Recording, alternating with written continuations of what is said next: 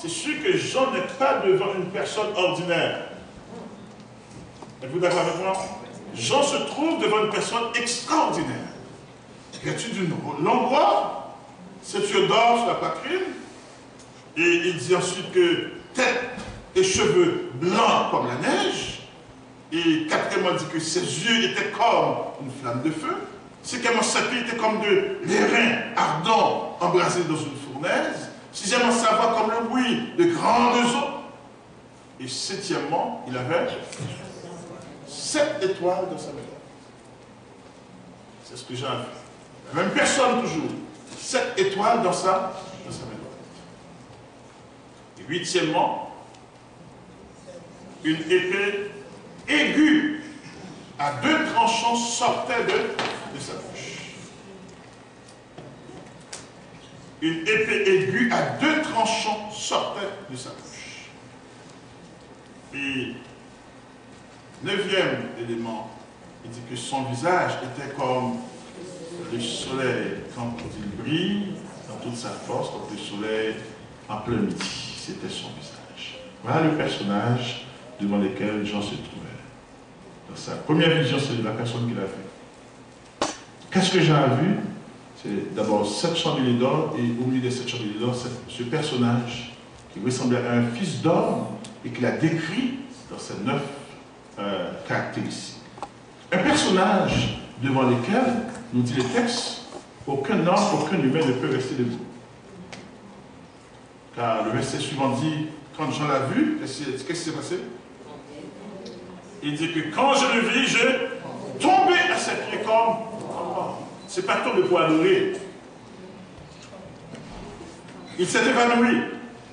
Il a perdu connaissance devant ce personnage. Comprenez bien, chers amis, mettons-nous dans la place de Jean qui dit qu'il a eu cette première vision, et c'est ce qu'il a vu. 7 chandeliers d'or, au milieu des 7 chandeliers, ce personnage, et puis devant lequel aucun humain ne peut rester. Il tomba à ses pieds comme mort, nous dit le texte. Un personnage extraordinaire. Et en effet, l'apôtre Jean s'était évanoui à ses pieds, et il y a 2 mystères. 2 mystères, 2 énigmes dans cette vision. Or, le texte nous donne, d'abord, le texte nous donne, le premier mystère, c'est les 7 chandeliers. Le texte nous donne l'explication pour cela. Et le deuxième, c'est les 7 étoiles. 2 mystères. Regardons au verset 20. Chaque premier verset 20, qu'est-ce que le texte nous dit? Il dit que le mystère des 7 étoiles que tu as vu dans ma main droite et des 7 chandeliers d'or, les 7 étoiles sont les 7 anges des 7 églises et les 7 chandeliers sont les 7 églises. Généralement, si vous avez déjà regardé les paraboles ou jusque dans les explications, vous allez identifier les éléments important pour que nous puissions saisir le sens de ce qu'il dit. Donc les 2 mystères ici, c'est le mystère des 7 chandeliers et celui aussi des 7 étoiles. Les 7 chandeliers, c'était les 7 églises et les 7 étoiles étaient les 7. Donc maintenant, si on veut mettre tout ensemble, qu'est-ce que Jean a vu? Il a vu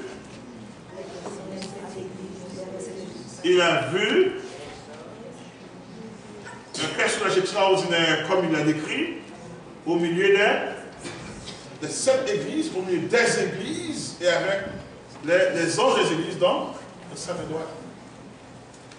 C'est la vision que Jean a eue. Et puis maintenant, la question qu'on peut se poser naturellement, et puis après avoir contemplé ce que Jean nous a décrit, et regarder ce portrait ensemble, et dévisager, c'est qui est ce personnage? Qui est ce personnage que j'ai vu? Parce que n'oubliez pas, il est tombé raide mort à ses pieds. Donc c'est juste que c'est lui encore qui va lui dire, écoutez, ne crains pas, il va lui déposer la main pour lui dire, ne crains point, qui va le relever. Maintenant, il est tombé raide mort. Qui est ce personnage devant qui Jean est tombé après l'avoir vu, parce que c'est la première vision. Remarquez bien, dans ce que Jean a vu, il y a juste une vision, c'est cette vision-là. Et ce n'est pas la moins importante, c'est quasiment la plus importante parce que le titre du livre vient de là, quand il dit Révélation de Jésus. Donc c'est ce que Jean a vu, c'est ce personnage extraordinaire devant lequel il n'a pas pu rester debout. Et puis, qui est-il ce personnage? Maintenant, ce n'est pas moi qui vais répondre. Parce que probablement, j'aurais pu donner une réponse, quelqu'un d'autre aurait pu donner une autre réponse. Mais écoutez, ce personnage lui-même qui va répondre. Voici ce qu'il dit. Verset 17b et verset 18. Et quand on lui demande, avant même de demander qui est-il, lui-même il répond. Qu'est-ce qu'il dit? Lui-même il répond. Je suis le premier et le... on peut comprendre avec la même voix forte comme d'une foule nombreuse qui dit je suis le premier et le dernier. Wow, vous avez un problème. Qui seul dans toute la Bible s'est jamais identifié comme le premier et le dernier? Dieu. C'est l'éternel des services. Nous avons un gros problème. Maintenant, écoutez-moi. Si Jésus-Christ dit, écoutez, la personne que Jean a vue, dit, écoutez, après l'avoir vu comme il l'a décrit, il dit que je suis le premier et le dernier. Est-ce qu'il y a contradiction dans la Bible? Est-ce qu'il y a compétition dans la Trinité? Non. Alors on peut comprendre facilement, frère, écoutez, ceux qui disent que Jésus-Christ n'est pas Dieu, pas loin d'Apocalypse 1er, verset 8, on a vu, regardez avec moi, mais pas loin du tout. Apocalypse 1er, verset 8, quand il dit « Je suis l'alpha et l'oméga », dit le Seigneur Dieu, celui qui était et qui vient de tout puissant. Et ici, il parlait de qui? Il parlait de Dieu le Père. Si vous regardez, retournez encore au verset 4, quand Jean dit « Jean aux 7 églises qui sont en Asie, que la grâce et la paix vous soient données de la part de celui qui est, qui était et qui... » De qui il parlait? De Dieu le Père. Et voici, et Jésus-Christ dit « Je suis le premier et le dernier. » Il n'y a aucune contradiction dans la Bible. C'est parce que, frères et sœurs, Jean a vu Jésus-Christ. Et comme plusieurs ont dit, le Jésus-Christ glorifié et divin ressuscité. Et c'est ce Jésus qui va régner, qui va dominer sur toute chose, qui fait que... C'est ce Jésus qui va régner sur toute chose, qui va faire que, étant donné que son règne est venu, et qui fait exactement, toutes ces choses vont arriver. Alors, Jésus-Christ va prendre sa place, il va régner pour toujours. Et c'est ce divin ressuscité qu'on voit. Ce n'est pas le Jésus qui était venu et qui s'est humilié, qui a été à la croix, mais c'est le Jésus ressuscité, glorifié, qui est venu pour régner. C'est bon, c'est rassurant pour moi et pour toi, pour tous les enfants de Dieu, de savoir que nous avons un Dieu qui règne. Un Dieu tout-puissant. Un Dieu, d'ailleurs, plus tard, quand on va avancer dans l'étude de l'Apocalypse, vous allez voir que plusieurs vont parler de ce combat entre le bien et le mal, ou encore entre Christ et tous ses ennemis. Ce combat final, et je pense qu'il y a un qui, dans les plans que je vous ai présentés, qui a parlé de ce combat de la fin de cet âge. Parce que nous sommes exactement dans ce temps-là. Alors, Jésus dit, je suis le premier, je suis le dernier. Et il ajoute, en plus, après avoir dit ça, qui est exclusif à l'éternel Dieu le Père, il dit, je suis le vivant. Et le vivant lui-même répond, je suis le premier et le dernier. Et en plus, il a ajouté, je suis le vivant. Qu'est-ce que ça veut dire? Il explique ce que ça veut dire. Qu'est-ce qu'il dit ensuite? J'étais mort.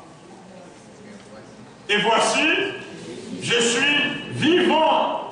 Pour combien de temps?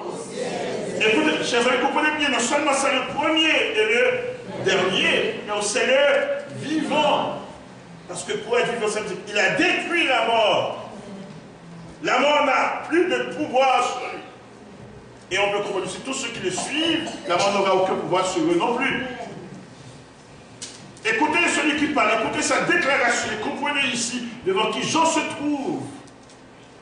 C'est pourquoi le texte dit, et d'abord, la première partie du livre, c'est les choses que Jean a vues. Écris donc les choses que tu as vues.